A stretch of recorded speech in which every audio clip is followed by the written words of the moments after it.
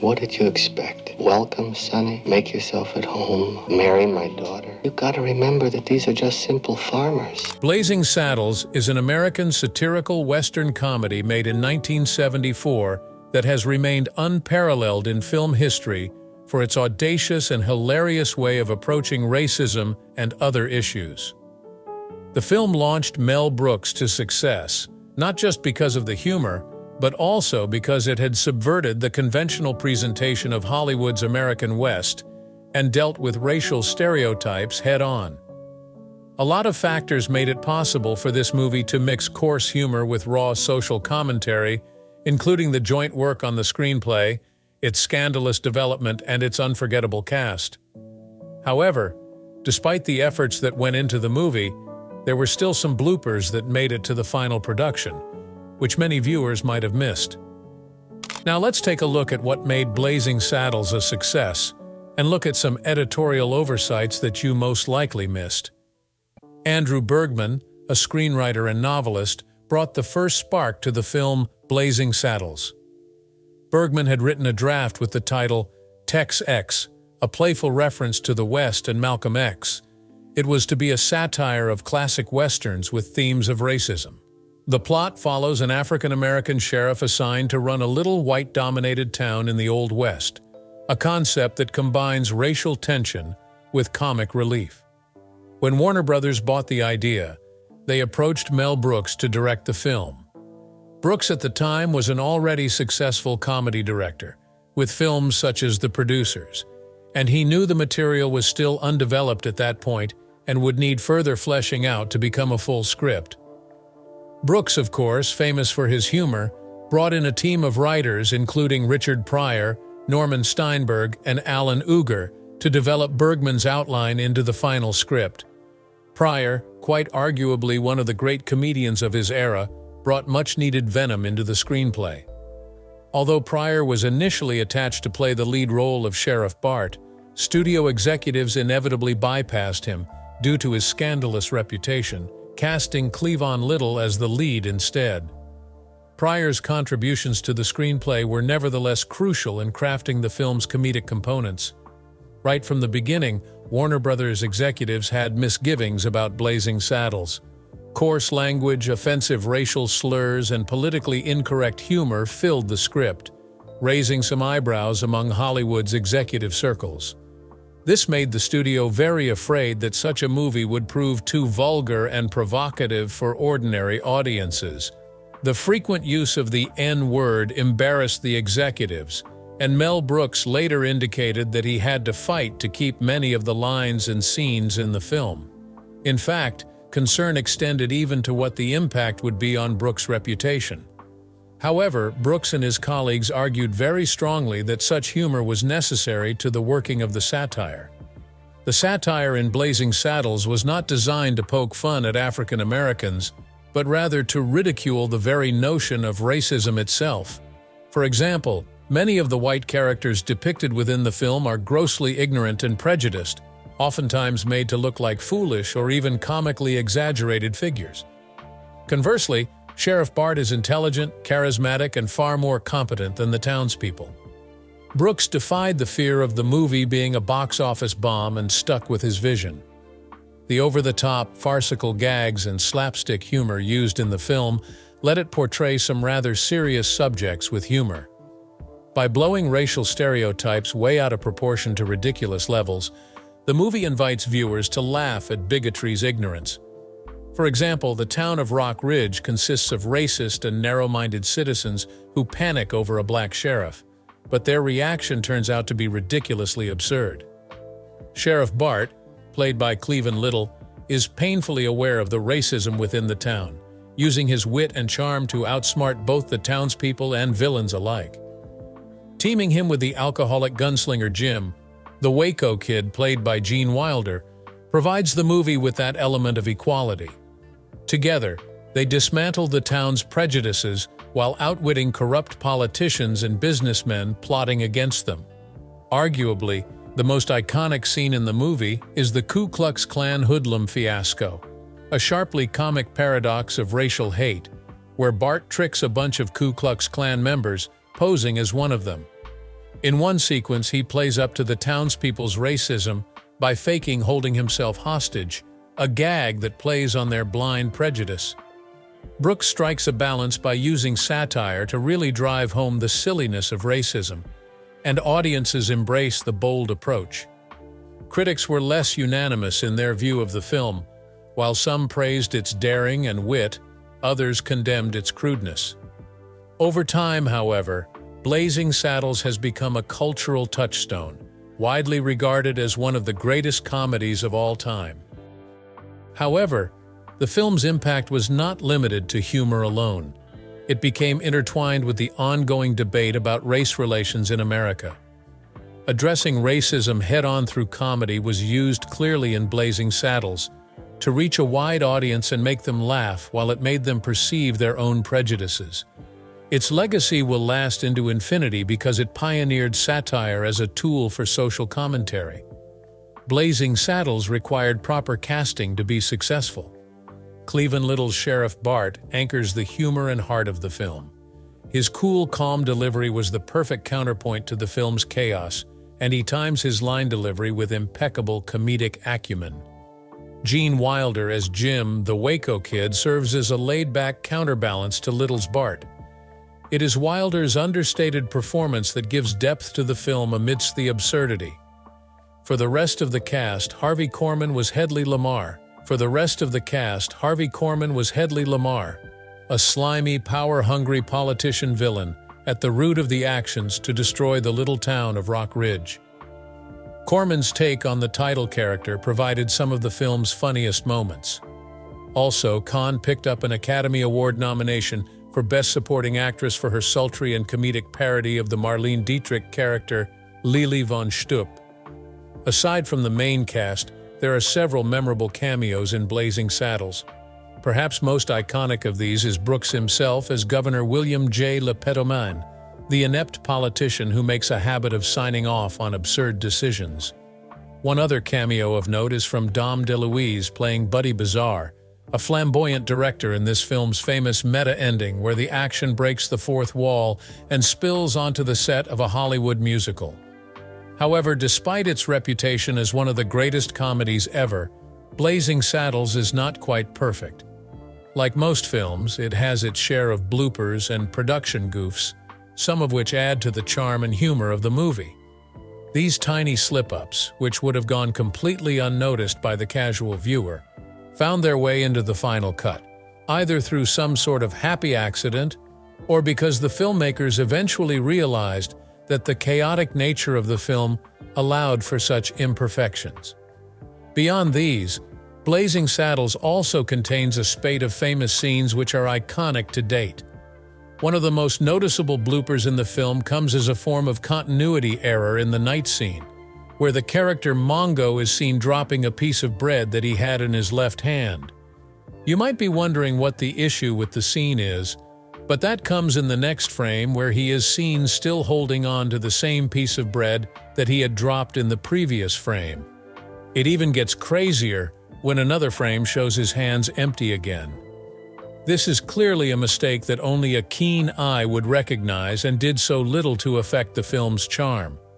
Also, another less subtle blooper that you would notice towards the end of the movie is with the leather and saddlery shop, which Taggart had kicked over, uncovering the deceit. But in what seems like another major error in continuity, the shop is soon seen standing again shortly before it is blown up. That's one error that we believe that a lot of other people might have just noticed but had somehow slipped the watchful eyes of the editors. If by any chance you paid attention to Bart when he first arrived at Rock Ridge, you might have noticed that he was already wearing his sheriff badge while he was entering the town. However, looking back to what was obtainable at the time, he is supposed to be given the badge by the town after his arrival. However, we bet this isn't a mistake that had much impact on the film. In addition to its production bloopers, Blazing Saddles has numerous moments, which are considered classics even today. Its stunning satire, absurdity, and norm-challenging content remain appealing to this day, with quotes from the movie still being cited today within popular culture. Arguably the most infamous scene in Blazing Saddles is its campfire scene, where a group of cowboys sits around eating beans, which subsequently starts an epic flatulent symphony. The moment was, for its time, unprecedented in film comedy. Though seen throughout history, fart jokes seldom, if ever, made their way into the mainstream movie arena. That instantly made that scene a classic and really pushed the limits in terms of what humor was appropriate in Hollywood at that period. The simple delivery of the scene is what makes it even funnier, but years later it remains one of the most memorable scenes in the film. One of the other unforgettable aspects of Blazing Saddles is Madeline Kahn as Lily von Shtupp, the sultry, world-weary singer. Her big musical, I'm Tired, is a satire of the sultry film performances of Marlene Dietrich in movies like Destry Rides Again. Kahn's deadpan delivery and comic timing earned her an Academy Award nomination for Best Supporting Actress, and the song itself became one of the film's most famous set pieces. The scene is both an homage to classic Hollywood musicals and a satire of the over-the-top performances that often came with these. Perhaps another iconic and outlandish scene in the movie Blazing Saddles has to do with its fight scene, wherein the action spills from the Western setting into a neighboring Hollywood soundstage. Outside, the characters burst through the walls of the movie set and disrupt an ornate musical. Thus, the chaotic event has both dancers and actors fighting, including movie extras. This was a really gutsy move on the part of Mel Brooks, actually breaking the fourth wall in ways that few films did. The meta-commentary on Hollywood itself adds a whole new layer to the satire as these characters take their fight off the screen and into the real world. In the film, the star of the show is Mel Brooks, who participates as an inept and corrupt Governor William J. Lepetamine. One of the hilarious scenes in the movie is in the governor's office where the character of Lepetamine, distracted by nonsense going around him, signs off on the ridiculous plan to appoint a black sheriff. Brooks' comedic performance of pratfalls and over-the-top physical humor is a great example of the film's slapstick style. His performance as the clueless governor became iconic in the film and showed Brooks's own comedic talents. Blazing Saddles is a film that revels in chaos on both a narrative and production level. The goofs that fell through the cracks add to the quirky sensibility of the film and blend rather well with its outrageous humor. Quite a few of those goofs would indeed be unforeseeable to most viewers, but it does match up with the frenetic energy of the film.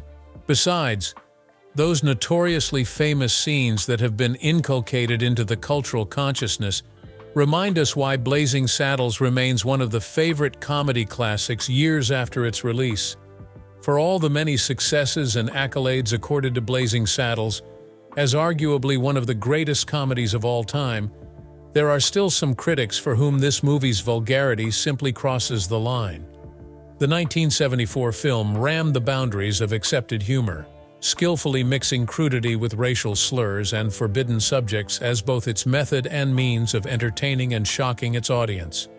It's a belief held by some that, considering the rash of often explicit jokes and slapstick humor within the film, the frequency with which it uses racial epithets crosses the line into bad taste and thus makes many viewers today feel uncomfortable. However, Mel Brooks, the genius who directed and co-authored this film, has always defended his creation, saying that such crude and offensive humor is for a higher purpose and hence is part of what makes this satire stand the test of time. The most divisive aspect of Blazing Saddles, no doubt for audiences today, is the frequency with which racial epithets, particularly the N-word, are used. The film takes place in the fictional Old West town of Rock Ridge, and there racism is confronted quite forthrightly. A black Sheriff Bart faced a vicious sense of prejudice from the overwhelmingly white populace of the town, that it liberally uses offensive language, using a great deal of crude humor in order to make its point on the absurdity of racism, has led many viewers to accuse the film of being too vulgar. Some critics say that when the barrage of offensive terms and juvenile jokes settles, it drowns out the message of the film and blurs the line between satire and insensitivity. Apart from its language, Blazing Saddles also includes a number of sexually explicit jokes and gags that some find tasteless. Overall, Blazing Saddles capitalizes on its crudeness for humor and is still seen as one of the films back in the day that succeeded in pushing boundaries. However, for some critics, this level of explicitness detracts from the film's wit and renders it a tasteless spectacle. Those critics usually add that the humor of the movie could have been much more subtle. Hence, it would have been able to retain its satire without resorting to such tasteless elements. To these criticisms, Mel Brooks has constantly responded by defending Blazing Saddles as one of the greatest comedies in history, citing its status as the first fully progressive satire. Brooks feels that the vulgarity in the film is not tasteless but rather an essential tool in laying bare the senselessness of racism and prejudice. Brooks has emphasized this aspect in interviews by stating that the film was to make fun of ignorance and hatred caused by racism and that humor should be used to make them overt and thus easier to confront. Brooks has often spoken about how Blazing Saddles is not just a comedy focused on racism, it's a satire, and one in which he is literally attacking the Western genre. With his overstated characters, exaggerated stereotype portrayals, and the ridicule of plot twists, the film makes fun of the tropes of Western films while tackling serious social issues. He has said that this is what works so well in this film, being the balance of crude humor and social commentary, disarming an audience through laughter.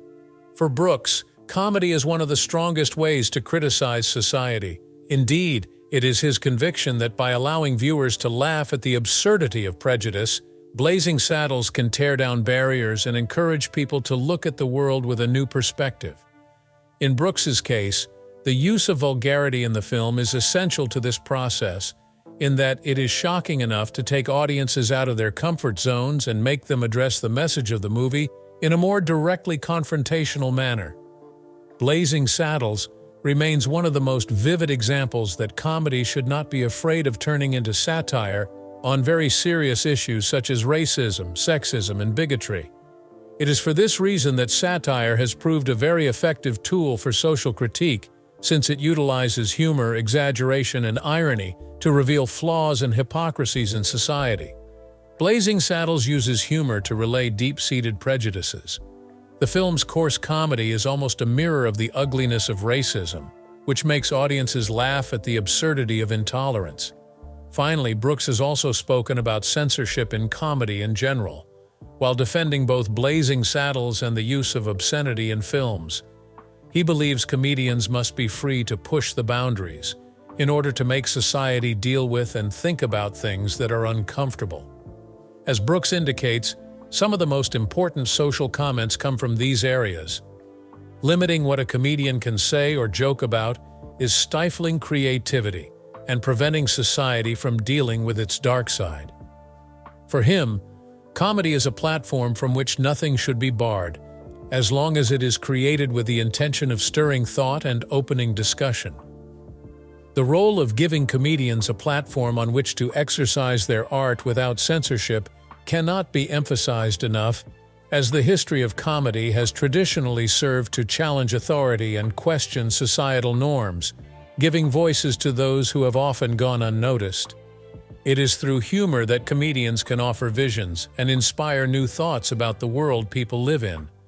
Censorship of comedy risks silencing these much-needed voices and preventing meaningful conversations from taking place.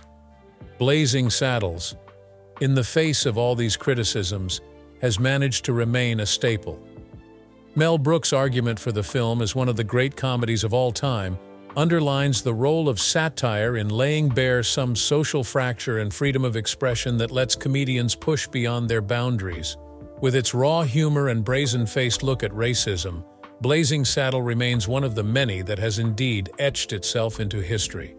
We hope you enjoyed the video, and we look forward to seeing you in our next video.